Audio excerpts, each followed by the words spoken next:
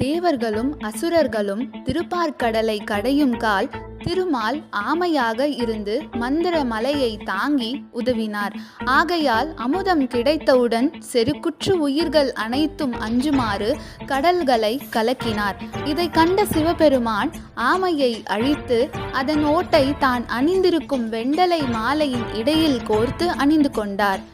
தம் செயலுக்கு வருத்தமுற்ற திருமால் காஞ்சியை அடைந்து இங்குள்ள சிவனை வழிபட்டு நீங்காத பக்தியையும் வைகுந்த தலைமை பதவியையும் திரும்பவும் வரப்பெற்றார்.